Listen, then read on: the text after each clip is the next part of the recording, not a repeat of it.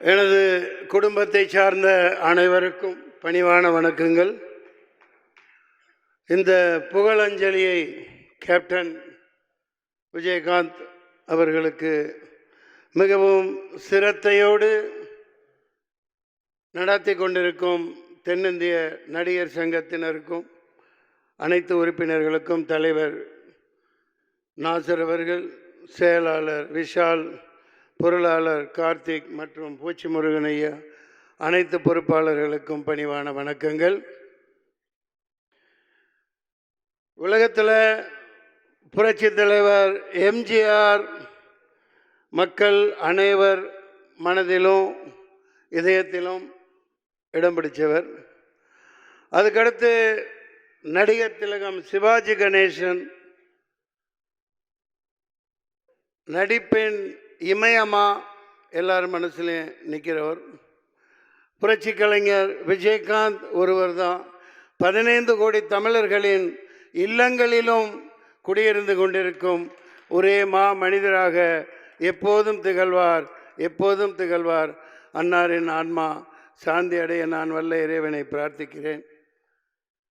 நாங்கள் 4-5 வருஷம் முன்னாடியே நான்லாம் செத்து போயிட்டோம். எப்போ அண்ணன் கேப்டன் உடல்நிலை மிகவும் மோசமாகி, அது என்ன ட்ரீட்மெண்ட்டு என்ன ஏது எங்களுக்கு சொல்லப்படலை. அதில் பல மன வருத்தங்கள் இருக்குது. அது இங்கே பேசுகிறதுக்கு உண்டு பயன் இல்லை.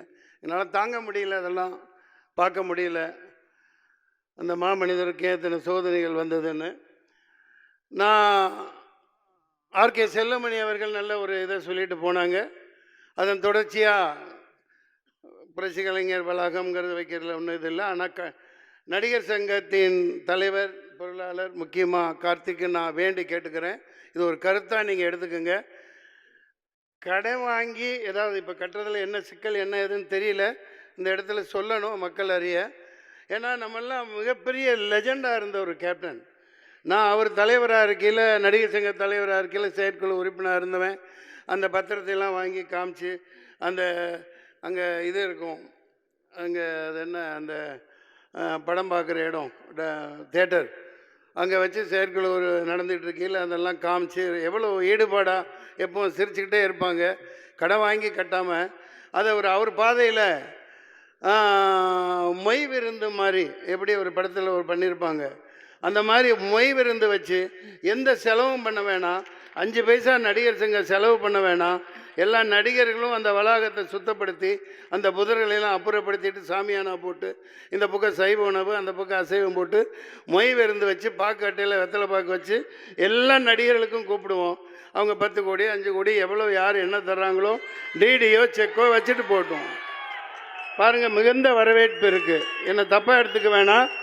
அவங்க கேப்டன் அழகாக இலைக்கு கீழே தாலியை வச்சுருப்பாங்க. அதே பாணியில் அது வேறு ஃபார்மேட்லேயும் பண்ணிக்கலாம், ஒன்றும் தப்பு இல்லை. எல்லாத்தையும் கூப்பிட்டு, ஏண்டா எவனோ இங்கே தமிழ்நாட்டில் ஆட்டை போட்டு என்னதையும் பில்டிங் கட்டுறான். 40 பில்டிங் கட்டுறான், 40 மாடி கட்டுறான், 50 மாடி கட்டுறான். இப்போ நம்ம கண்ணு முன்னாடி கூளை கும்பிடு போட்டவன் 20 வருஷத்துக்கு முன்னாடி என்கிட்ட அசிஸ்டண்ட்டாக இருந்தவன் பெரிய பில்டராக இருக்கான். நம்ம அதே இடத்துல இருந்துகிட்ருக்கோம். இப்போ கேப்டன்லாம் நடிகர் சங்கம்னா ஒரு இராணுவ பலத்தோடு இருந்துச்சு, இராணுவ பலத்தோடு இருந்துச்சு. சாதாரணமாக இருந்தார். எல்லா ஆட்சியாளர்கள்லாம் பயந்தாங்க. இல்லாட்டி ஒரு ராமேஸ்வர போராட்டம் ட்ரெயின் ஃபுல்லாக ரொப்பிக்கிட்டு அங்கே போய் நடத்தி காமிச்சிருக்க முடியாது. நெய்வேலி போராட்டம் இங்கே குறிப்பிட்டாங்க பேசினவங்க. நம்ம அதுக்காக நம்ம 2 கொம்பு வச்சுக்கிட்டு இருக்கணும்னு அவசியம் இல்லை. கதாநாயகர்கள் விஷால் உங்களுக்கு சக்தி இருக்குது, நாசர் சார் உங்களுக்கு சக்தி இருக்கு. இனிமேலும் நடிகர் சங்கம் ஒரு இராணுவ பலத்தோட மிகப்பெரிய அங்கமா தமிழ்நாட்டில் இருக்கணும். எவனுக்கும் கட்டுப்பட வேண்டிய அவசியம் இல்லை. பார்த்துக்கலாம், எத்தனையோ கோடி போட்டு பணம் எடுக்கணும். தயவு செஞ்சு கடன் வாங்காதீங்க.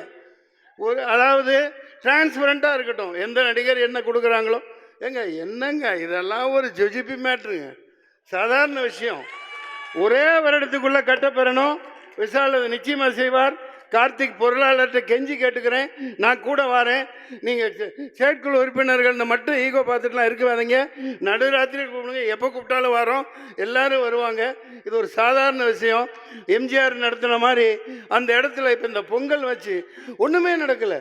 அந்த இடத்துல நல்லா கட்டடம் கட்டின பிறகு எல்லாத்தையும் பளபளன்னு போட்டு மார்பிள் போட்டுறாதீங்க. பொங்கல் வைக்கிறதுக்கெல்லாம் இடம் வச்சிருங்க. வருஷம் வருஷம் கேப்டன் பேரில் பொங்கல் விழா நடத்தணும். எல்லா நடிகர்களும் யார் யார் ஊரில் இருக்காங்களோ எல்லாம் வந்து கொண்டாடுறோம், ஜாலியாக கொண்டாடலாம். சரிங்களா? மக்களை நல்லா வாழ வைக்கணும்.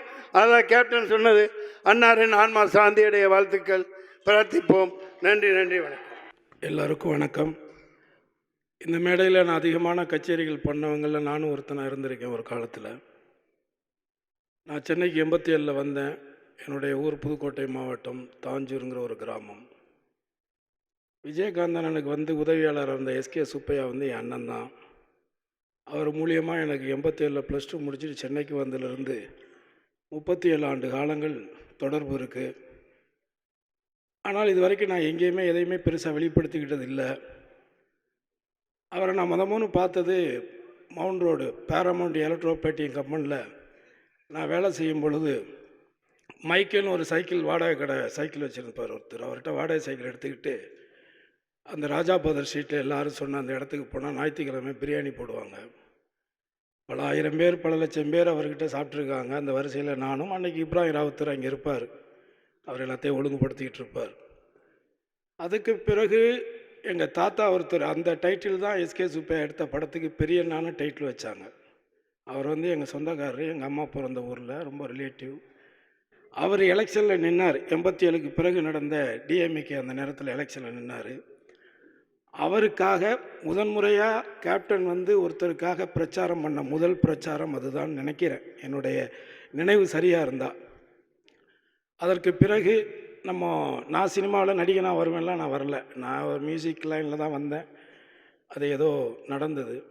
அதற்கு பிறகு நெய்வேலியில் நடந்த அந்த நிகழ்ச்சி, அதற்கு பிறகு நடிகர் சங்கத்தின் கடன் அடைக்கிறதுக்காக நடத்தப்பட்ட நிகழ்ச்சி, இந்த மாதிரி எல்லா இடத்துலையுமே நான் அவர் கூட ட்ராவல் பண்ணியிருக்கேன். நடிகர் சங்கத்தில் நான் மெம்பர் ஆகும் பொழுது ராதா ரவி இவங்க அண்ணன் எல்லாமே இருந்தாங்க. அப்போ அவங்க தான் நான் மெம்பர் ஆக்குனாங்க. அதையும் கடந்து அவர் கூட நான் ஒரே ஒரு படம் நடித்தேன். சுதீஷ் தான் அதுக்கு ப்ரொடியூசர் நினைக்கிறேன். சுதேசின்னு ஒரு படம். அந்த படத்தில் நான் நடிக்கும் பொழுது என்னை பொள்ளாச்சியில் வச்சு எனக்கு அவர் கொடுத்த அறிவுரைகள் வந்து, எந்த படம் வந்தாலும் நடிக்கிறேன், இதுதான் நடிப்பேன் அதான் நடிப்பேன் அப்படிலாம் சொல்லாத. இந்த வடிவெல்லாம் பற்றியா எல்லா படமும் நடிக்கிறான்ல, அப்படி நிறையா படம் நடிச்சின்னா தான் ஏதாவது ஒரு படம் உனக்குன்னு ஒர்க் அவுட் ஆகும். அப்படி ஒர்க் அவுட் ஆகும் பொழுது உனக்குன்னு ஒரு கேரியர் வந்து ஓப்பன் ஆகும் அப்படின்னு என்னுடைய, அதாவது அவர் எவ்வளோ வருடங்களாக இருக்கார், எத்தனை நடிகர்களை பார்க்குறாரு. ஆனால் வளர்ந்து வரக்கூடிய ஒரு நடிகர்களை கூட அவரை உற்று நோக்கி அவனுக்கிட்ட இருக்கிற மைனஸை அவர் அடையாளம் கண்டுபிடிச்சி நீ அதை பண்ணணும் வளரணும் அப்படின்னு சொல்லக்கூடிய எல்லாரும் சொன்ன அந்த நல்ல மனசு. அதே மாதிரி முதன்முறையாக 100 அடி ரோட்டில் கட்டப்பட்ட முதல் பில்டிங் அந்த கேப்டன் பங்குதாரராக இருந்த ராவுத்தர் ஃபிலிம்ஸ் தான். இப்போ கூட அந்த மேக்கப் மேன் இங்கே வந்தார், உடல்நிலை சரியில்லாமல் இருந்தார். அன்றைக்கி கேப்டன் எங்கே ஒரு ஷூட்டிங் போயிட்டு பின்னாடி அந்த துணியெல்லாம் வச்சுக்கிட்டு இவர் கூட வந்தார். அப்போ நான் எங்கேயும் சுற்றி திரும்பும் பொழுது இது மாதிரி பில்டிங் கட்டுறாங்கன்னு சொல்லிட்டு அந்த இடத்துக்கு போனேன். அந்த ஃபங்க்ஷனுக்கு நானும் போனேன். அந்த கூட்டத்தில் அவரை பார்த்தேன், அண்ணனை பார்த்தேன். ஏவிஎம்மில் ஷூட்டிங், செந்தூர பாண்டி படம் ஷூட்டிங் நிறையா பார்த்துருக்கேன். ஸோ அப்போ கூட அந்த இடத்துல அவங்க ஆரம்பித்த அந்த கம்பெனி, இன்றைக்கி கேப்டன் இருக்கிறாங்கல்ல அந்த இடம், இந்த 2 இடமுமே ஒரே காலகட்டத்தில் வாங்கப்பட்டது தான். ஏதோ ஒரு படத்தில் அவருக்கு கிடைச்ச ஒரு 6 லட்ச ரூபாயில் 2.5 லட்ச ரூபாய்க்கு இந்த ராவுத்தர் பில்டிங் இடமும் 3.5 லட்ச ரூபாய்க்கு அங்கே இப்போ இருக்கிற கல்யாண மண்டபம் இடமும் வாங்கப்பட்டதாக எனக்கு ராவுத்தர் தயாரிப்பாளர் சங்கத்தில் தயாரிப்பாளராக அவர் பொறுப்பில் இருந்த காலகட்டங்களில் சொன்ன விஷயங்கள் தான். இப்படி எவ்வளவோ விஷயங்கள் அவரை பற்றி எனக்கு அவருக்கும் நிறையா இருக்குது. ஆனால் இந்த இடத்துல நான் நினைவுபடுத்த விரும்புகிறது ஒன்றே ஒன்று தான். அதாவது எண்ணம் போல் வாழ்க்கைன்னு சொல்லுவாங்க. அந்த எண்ணம் நல்ல எண்ணங்களாக இருக்கும் பொழுது நிச்சயமாக யாராக இருந்தாலும் இவராக ஆகலாம் அப்படிங்கிறது தான் ஒட்டுமொத்தமாக. நம்மளுடைய எண்ணங்கள் சுத்தமாக இருந்தால் நிச்சயமாக அண்ணனை போன்ற ஒரு இடமும் மக்களிடத்தில் கிடைக்கும். இன்னொரு விஷயம் வந்து என்னை பொறுத்தவரை நான் ஒரு கிட்டத்தட்ட ஒரு 23 வருஷமாக இந்த துறைக்கு வந்துட்டேன். 160 படங்களுக்கு மேலே நடிச்சிட்டேன். எல்லா நடிகர்கள் கூடவும் நான் நடிச்சிட்டேன். நான் நடிக்கலைங்கிற நடிகர்கள் 1-2 பேர் வேணால் இருக்கலாம். ஆனால் பெரிய நடிகர்கள் எல்லார் கூடவுமே நான் நடிச்சிட்டேன்.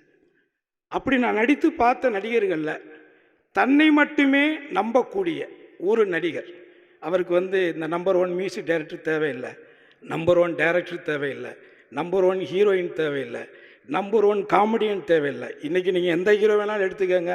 இன்றைக்கி கரண்டில் ஒரு 100 கோடி ரூபாய்க்கு வியாபாரம் நடக்குதுன்னா அதை 150 கோடியாக மாற்றுறதுக்கு தேவையானது சேர்த்துக்குவாங்க. அதான் இன்றைக்கி நடைமுறையில் எல்லாருமே, அது யாராக இருந்தாலும். அந்த விதத்தில் நான் பார்த்த நடிகர்களில் உண்மையான சூப்பர் ஸ்டார் யாருன்னு கேட்டால் எங்கள் அண்ணன் விஜயகாந்த் மட்டும்தான்.